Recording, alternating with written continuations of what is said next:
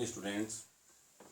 9th कक्षा में हम आठवां चैप्टर पढ़ रहे थे। 8.2 चैप्टर का नाम था चतुर्भुज, जिसके अंदर हमारे 4 तक सवाल कंप्लीट हो गए थे। 5वां सवाल देखिए। 5वां सवाल है, एक समांतर चतुर्भुज ABCD में E और F क्रमशः भुजाओं AB और CD के मध्य बिंदु है। देखिए, इस तरह से एक समांतर चतुर्भुज है ABCD।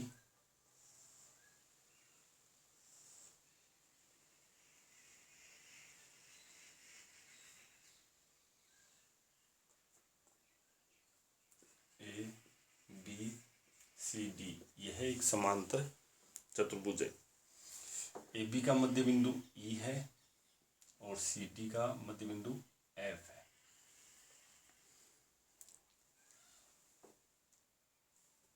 आगे पढ़िए सवाल को। देखिए, आकृति बनाई हुई, एक को F से मिलाया गया, एक को C से मिलाया गया और इस B को D से, जो कि P और Q बिंदु पर काटते हैं।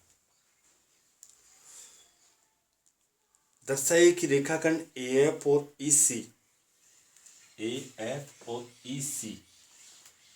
ये दोनों रेखाखंड BD को, इस रेखाखंड को समत्रिविभाजित करते हैं समान 3 भागों में। यानी कि हमें BQ बराबर PQ बराबर DP या PD दिखाना है।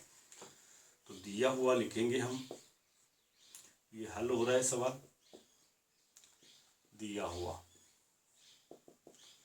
समांतर चतुर्भुज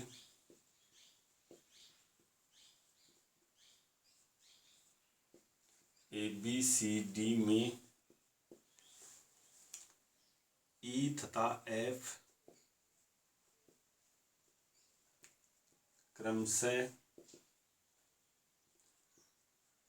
AB व CD के मध्य बिंदु है। सिद्ध करना।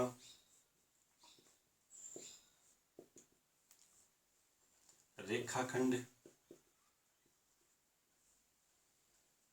AF व CE रेखाखंड BD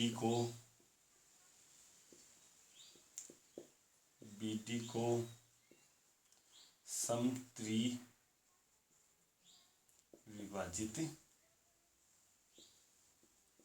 करते हैं। यानी कि आपको दिखाना है BQ बराबर PQ बराबर DP। ये आपको सिद्ध करना है। उपपत्ति में देखिए, बहुत ही अच्छा सवाल है, ध्यान से देखना। सबसे पहले ABCD एक समांतर चतुर्भुज है, तो ये बात यहाँ पे आप लोग लिखनी है। चूंकि ABCD एक समांतर चतुर्भुज है। समांतर चतुर्भुज की समूह भुजाएं समान व समांतर होती है, इसलिए AB के बराबर होगा CD तथा AB के समांतर भी होगा CD। ये बात हम अच्छी तरह से जानते हैं। अब हमें E का मान निकालना है। चूंकि E तथा F क्रमशः AB व CD के मध्य बिंदु है, यानी AB का मध्य बिंदु E है, इसलिए E का मान हो जाएगा हमारे पास 1/2 AB तथा यहीं पे लिख लो तथा CF बराबर 1/2 CD।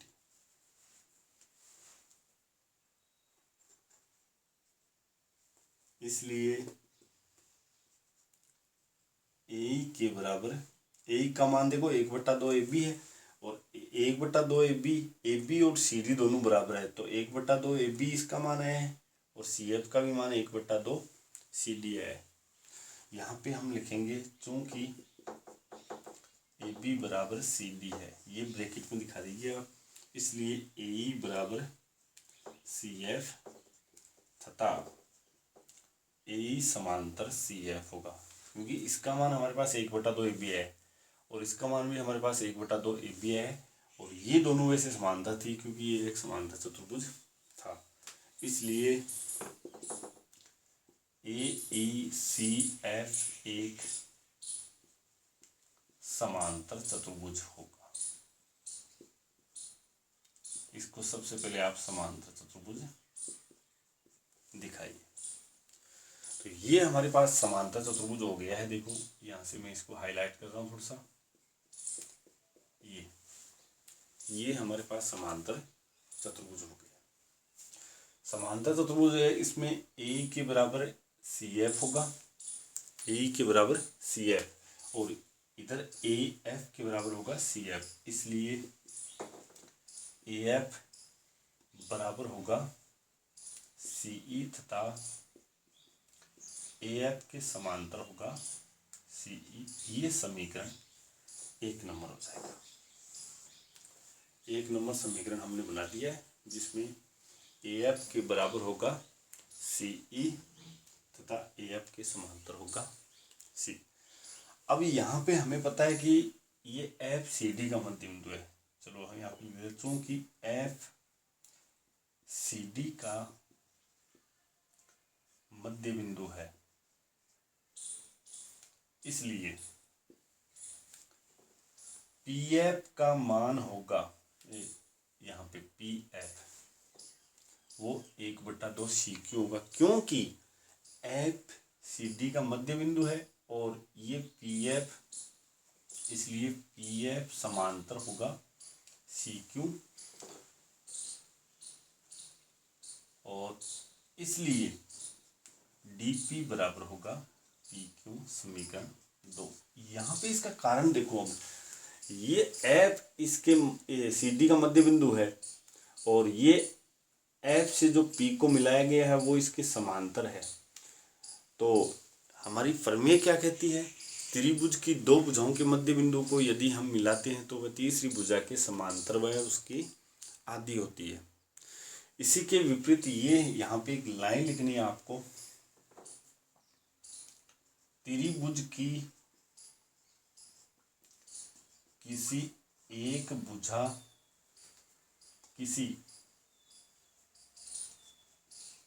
भुजा के मध्य बिंदु को दूसरी,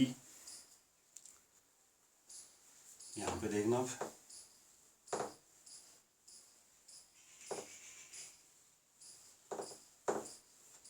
दूसरी भुजा के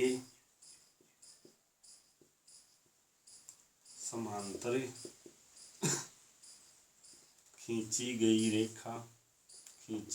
रेखाखंड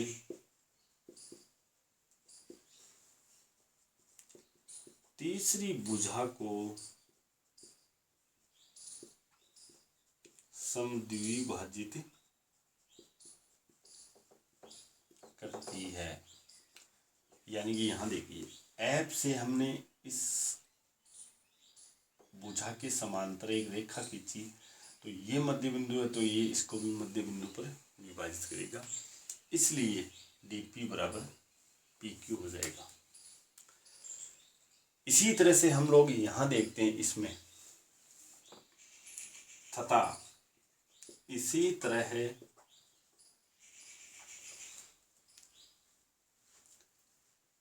EQ BP को समद्विभाजित करेगा, क्योंकि ये AP के समांतर EQ होगा और ये मध्य बिंदु है, तो ये भी फिर मध्य बिंदु होगा, इसलिए BQ बराबर हो जाएगा PQ। ये समीकरण नंबर 3। अब आप 2 नंबर समीकरण को देखिए, बराबर पी क्यू, यानी पी क्यू के बराबर डी पी है और पी क्यू के बराबर बी क्यू भी है। इसलिए समीकरण 2 व 3 से बी क्यू बराबर पी क्यू बराबर डी पी। अंत में एक लाइन लिखनी, इसलिए हम कह सकते हैं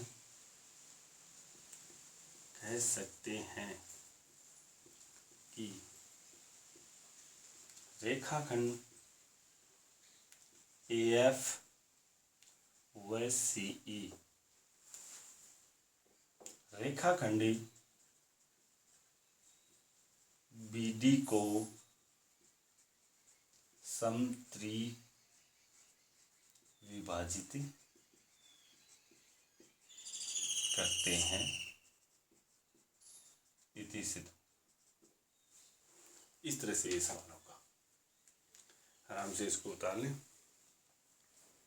उसके बाद में अगला सवाल देखते हैं, सवाल नंबर 6।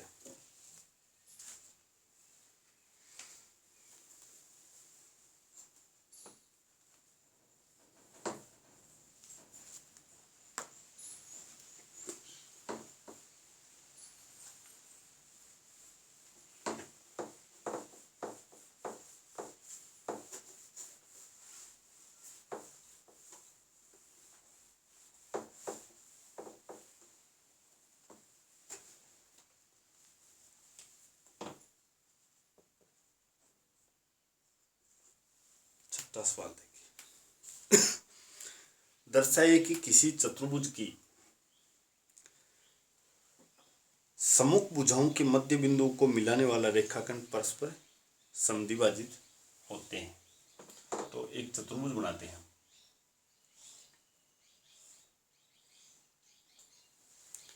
नाम इसका ABCD लिखेंगे। ABCD। इसकी मध्य बिंदु EFGH,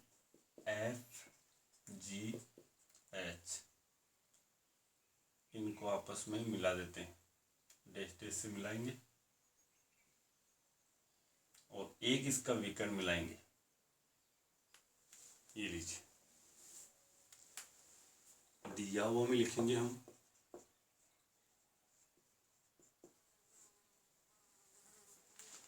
चतुर्भुज ABCD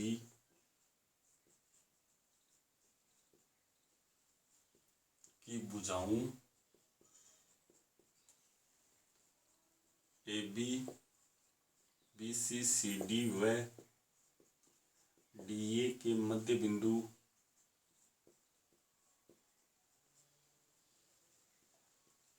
क्रमशः EFG और H है।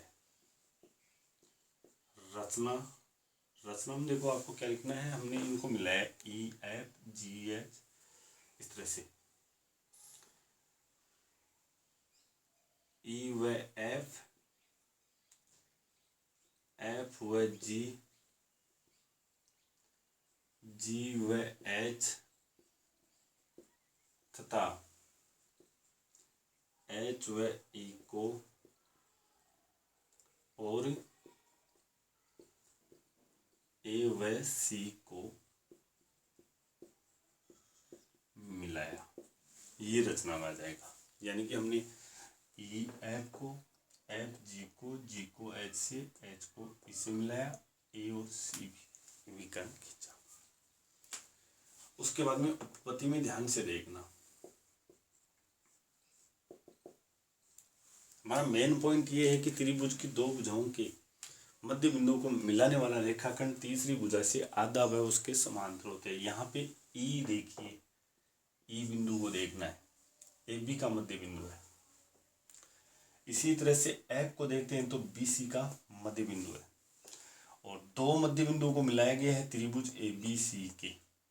त्रिभुज ABC में देखिए इसकी दो मध्य बिंदु थी E और F, इनको मिलाया गया है।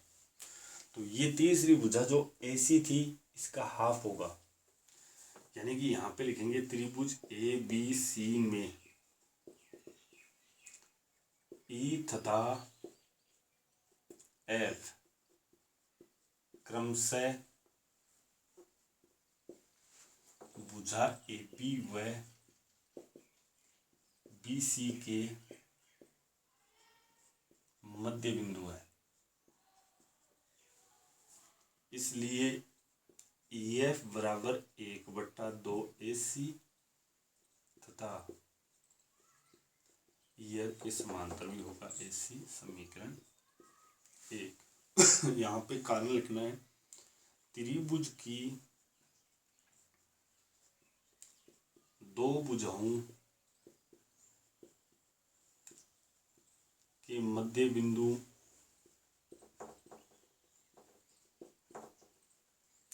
को मिलाने वाला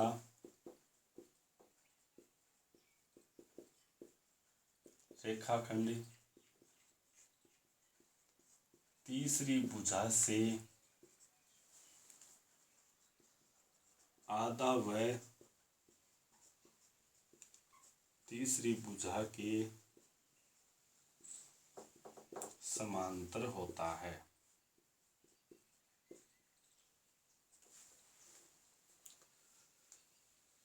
उसके बाद में यहां देखते हैं G और H। इसी तरह से मतलब त्रिभुज ACD में देखते हैं हम, तो G और H क्रमशः CD व AD के मध्य बिंदु है तथा त्रिभुज ABC में ACD में इस त्रिभुज में देखना है आपको G तथा H क्रमशः भुजा CD व DA के मध्य बिंदु है।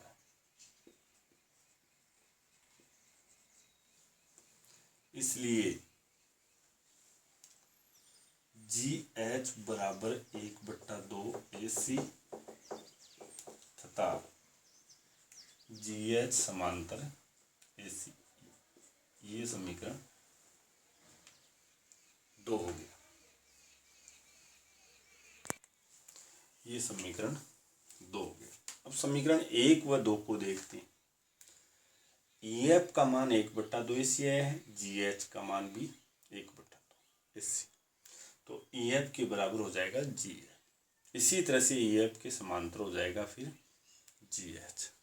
तो यहाँ पे एक लाइन लिखनी है, समीकरण 1 व 2 से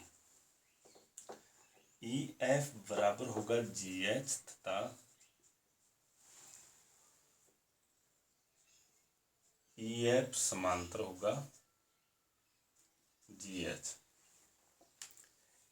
जब ये दोनों हमारे पास बराबर भी आ गई, समांतर आ गई, तो यह एक समांतर चतुर्भुज बनेगा। EFGH एक समांतर चतुर्भुज बनेगा। हमें सिद्ध करना था, वो सिद्ध करना हमने लिखा नहीं है यहाँ पे, मैं यहाँ पे लिख देता हूँ सिद्ध करना।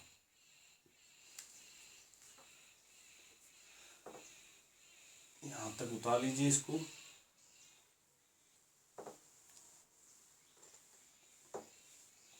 सिद्ध करना।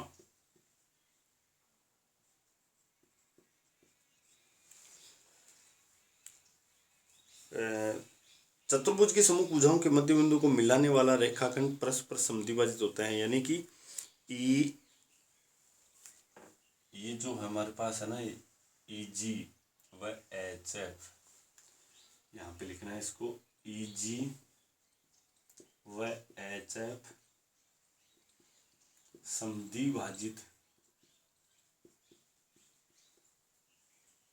करते हैं। ये हमें सिद्ध करना है। तो यहाँ पे हमारे पास समीकरण 1 व 2 से EF बराबर GH तथा EF समांतर GH हो गया। इसलिए ये उत्पत्ति चल रही है, इसलिए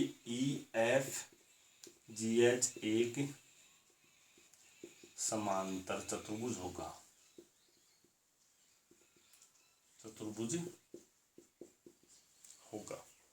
और समांतर चतुर्भुज होते ही हमारे पास ये जो ई जी व एच एफ, ई जी और एच एफ दोनों समांतर चतुर्भुज के विकर्ण है। इसलिए समांतर चतुर्भुज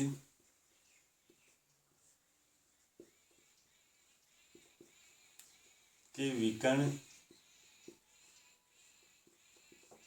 परस्पर समद्विभाजित होते हैं। अतः हम कह सकते हैं कि ईजी व एच एफ परस्पर समद्विभाजित होते हैं। इति से ये हमें इस तरह से करना है। उसके बाद में इसमें 7वां सवाल बच गया है, अंतिम सवाल है इस प्रश्नावली का। उसके बाद 8वां चैप्टर अपना चतुर्भुज का कंप्लीट हो जाएगा। तो देखिए 7वां सवाल देखिए, अब अंतिम सवाल है इस चैप्टर का ही। 8.2 के साथ में ये प्रश्नावली हमारी कंप्लीट होती है। एबीसी एक त्रिभुज है जिसका कोण सी समकोण है। यहाँ देखिए इस तरह से एक समकोण त्रिभुज बनाते हैं। यहाँ पे सी समकोण है और इसका नाम एबीसी है। उसके बाद में कर्ण AB के मध्य बिंदु M, ये कर्ण है, यहाँ पे हम समझेंगे ये कर्ण AB है, इसका मध्य बिंदु M से होकर BC के समांतर, ये BC के समांतर एक रेखा खींची गई है इस तरह से, और ये रेखा इसको यहाँ पे D बिंदु पर प्रतिच्छेद करती है। रेखा खींची गई रेखा AC को D पर प्रतिच्छेद करती है। दर्शाइए, सिद्ध करना है। तो सबसे पहले हम दिया हुआ में लिखेंगे, दिया हुआ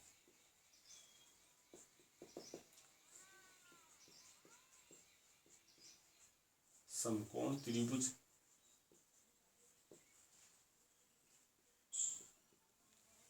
ABC में C एक समकोण है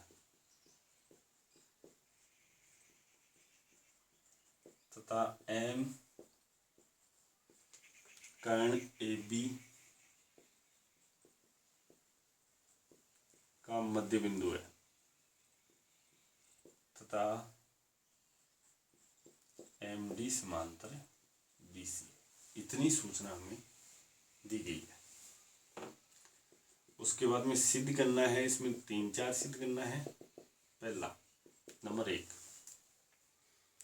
D भुजा AC का मध्य बिंदु है। दूसरा हमारे पास है MD लंब है AC पर। तीसरा है CM बराबर MA 1/2 AB। उपपत्ति, अब यहाँ पे देखना, ये हमारे पास 90 डिग्री का है।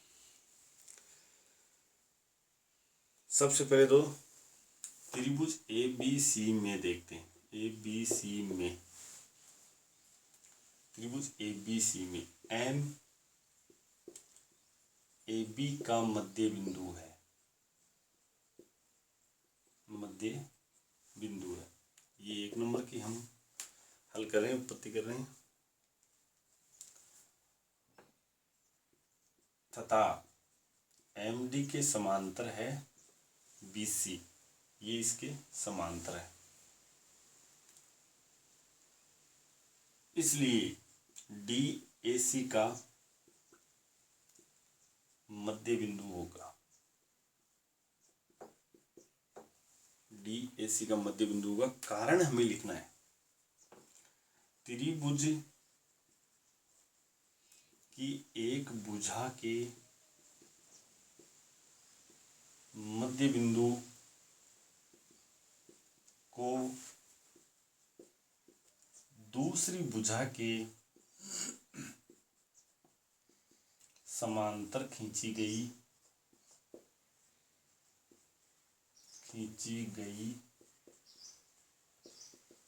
रेखा तीसरी भुजा को समद्विभाजित करती है। यहाँ पे इतनी सिद्धम हो गया है पहला। ये हमारा मध्य बिंदु है, इसलिए हम यहाँ पे लिख देंगे ए डी बराबर सी डी, समीकरण 1। ये हमारा पहला हो गया। उसके बाद सेकंड दूसरा उत्पत्ति देखते हैं हम।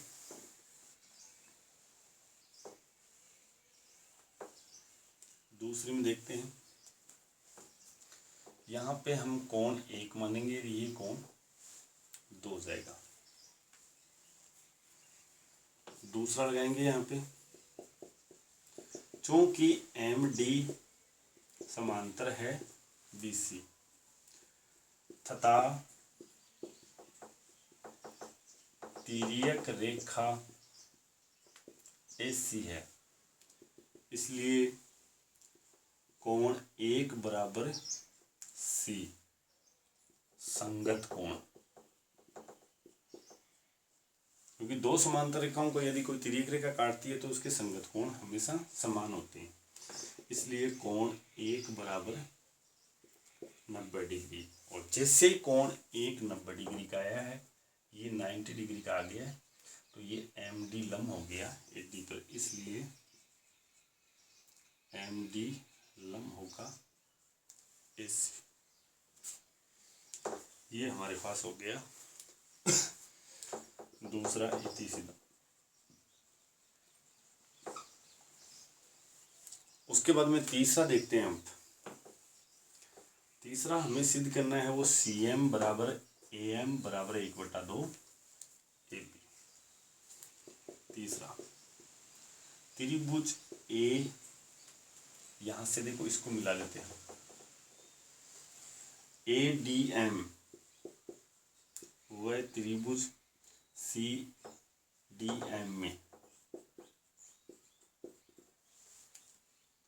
सबसे पहले AD बराबर CD है, AD बराबर CD समीकरण 1 से। उसके बाद कोण 1 बराबर कोण 2,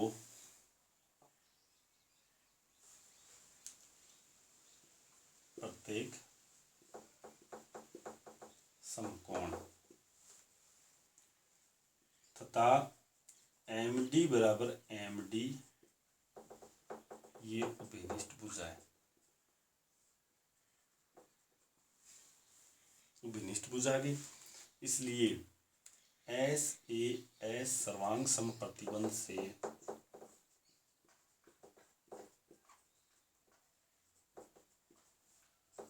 त्रिभुज ADM सर्वांग सम त्रिभुज CDM।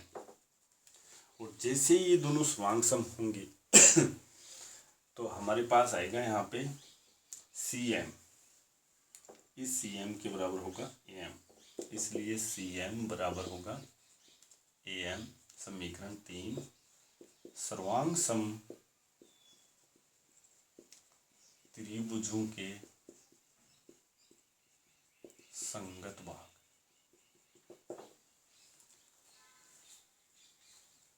यहाँ पे हमें चूंकि M AB का मध्य बिंदु है,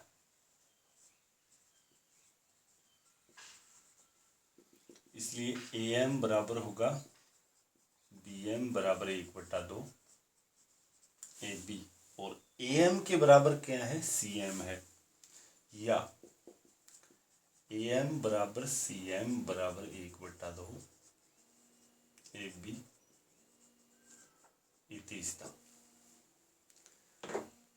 इस तरह से ये हमारा सवाल हल हो गया। और इसी के साथ ये 8वां चैप्टर अपना चतुर्भुज का है वो कंप्लीट हो जाता है। कल हम 9वां चैप्टर पढ़ेंगे, नया चैप्टर चतुर्भुज, समांतर चतुर्भुज व त्रिभुज का क्षेत्रफल। Thank you.